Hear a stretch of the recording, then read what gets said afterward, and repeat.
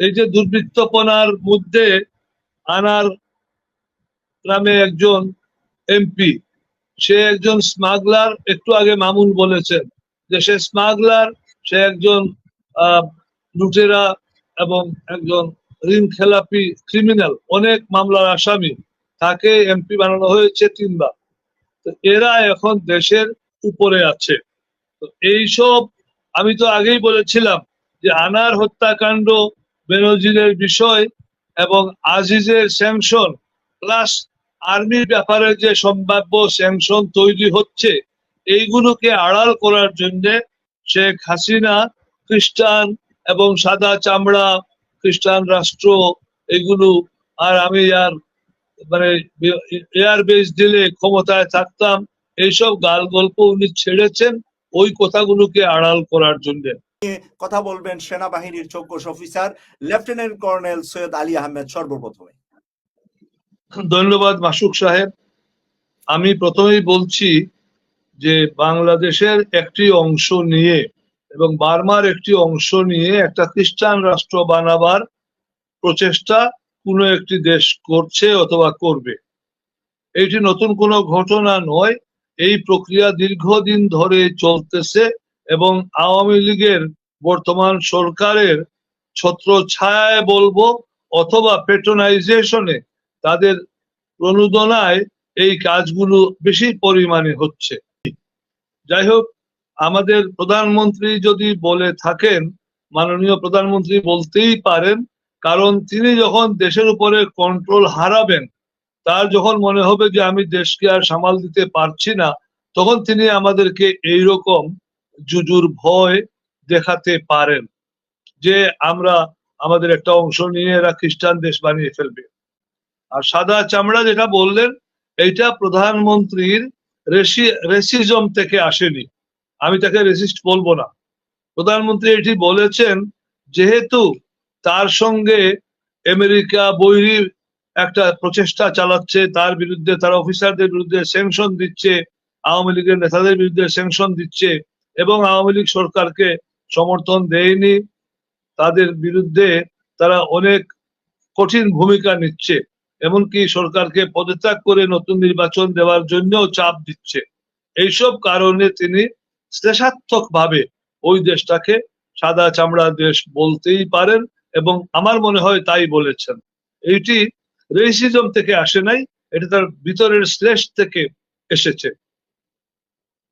আমরা এখন এই যে ঘটনাগুলো, এইটা দিয়ে তিনি কি করতে চাচ্ছেন? আপনি উনি যখন সাদা চামড়াটা উল্লেখ করেছে, এটা তো আমি বলি আপনাকে, এই কোন সাদা আমি চামড়া গায়ে লাগবে, এটা আমাকে বলতে দেন। হবে। সাদা চামড়া লাগলেও সাদা চামড়া যারা, তারাও বুঝে যে উনি কেন বলেছেন। উনি যে রেসিস্ট কথা বলছেন সেটা নয়, এরাও বুঝে যে উনার গায়ে লেগেছে, যেহেতু আমরা ওনাদেরকে সহযোগিতা করতেছি না, গণতান্ত্রিক স্বৈর শাসনকে আমরা সাহায্য করছি না, তিনি আক্রোশে বলতেই পারেন। আমার বক্তব্যটা শুনেননি, আমার প্রিয় ছাত্র ব্যারিস্টার সারোয়ার আমার বক্তব্যটা আগে শুনেননি। আমি বলছি যে আমাদের যে আর্মি জাতিসংঘ শান্তিরক্ষী বাহিনীতে আছে, তাদের বিরুদ্ধে ইতিমধ্যে জাতিসংঘে একটা চিঠি গিয়েছে যে সেইখানে মানবাধিকার লঙ্ঘনকারী অনেক সদস্যকে পুরস্কার হিসেবে পাঠানো হয়েছে এবং এইটি জাতিসংঘ এখন বিভিন্ন এজেন্সি বলছে যে আমরা তদন্ত করে দেখছি। অর্থাৎ মনে হচ্ছে আমেরিকায় কিছু ঘটে, ঘটনাটা অনেক আগে ঘটে, রটে কিন্তু পরে। আমার মনে হয় যে আমাদের সেনাবাহিনীর জন্য স্যাংশন তৈরি হচ্ছে ধীরে ধীরে। এইগুলোকে আপাতত আড়াল করার জন্য আমাদের মাননীয় প্রধানমন্ত্রী এই সাদা চামড়া এইসব দিয়ে আমাদের দৃষ্টিকে অন্যত্র সরাবার চেষ্টা করছেন।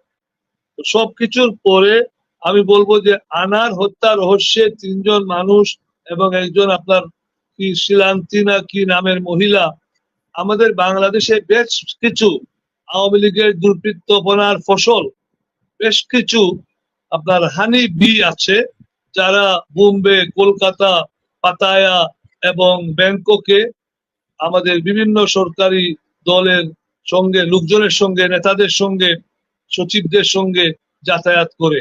এই হানি বিরা এরা যে কাউকে যখন খুশি ট্র্যাপ করতে পারে, এবং আমাদের আনার সাহেবও সেই হানি ট্র্যাপের মধ্যে পড়ে গিয়ে নিহত হয়েছে। তার বিরুদ্ধে তার স্মাগলিং এর অংশীদার, তার যে লুটপাটের অংশীদার, তারা এই হত্যাকাণ্ড ঘটিয়েছে বলে আমরা জানলাম যে কে একজন নাকি তার ব্যবসার পার্টনার 5 কোটি টাকা দিয়ে তাকে হত্যার জন্য বন্দোবস্ত করেছেন। তো এইগুলো হচ্ছে আওয়ামী লীগের দুর্বৃত্তপনার নজির, এবং এগুলো আগামীতে আরো ঘটতে থাকবে। এগুলো আমরা আশা করি আরো ঘটতে থাকবে, এবং এইসব ঘটনার জন্য, লোমহর্ষক ঘটনার জন্য আমরা মোটেই ব্যথিত হতে পারিনি। কারণ আনারের সম্পর্কে আমরা ইতিমধ্যে যেটুকু পরিমাণ খবরের মাধ্যমে, বিভিন্ন মিডিয়ার মাধ্যমে জানতে পেরেছি, যে আমার মনে হয় এরকমের পুরস্কার তার প্রাপ্য ছিল। আমরা একটা কথা শুনলাম যে অধ্যাপক কলিমুল্লাহ বলেছেন আমাদের নিয়মতান্ত্রিক রাজতন্ত্র গঠন করার জন্য। এর বিকল্প আমরা বলতে পারি রাজতন্ত্র নয়, আমরা যে বর্তমানে যে ক্যাবিনেট ফর্ম অফ গভর্নমেন্টে আছি, এটা বাদ দিয়ে আমরা রাষ্ট্রপতি শাসিত সরকারে যেতে পারি, যাতে একজন ব্যক্তিত্বশীল মানুষ রাষ্ট্রপতি হতে পারে, এবং রাষ্ট্রপতি হবে সরাসরি জনগণের ভোটে।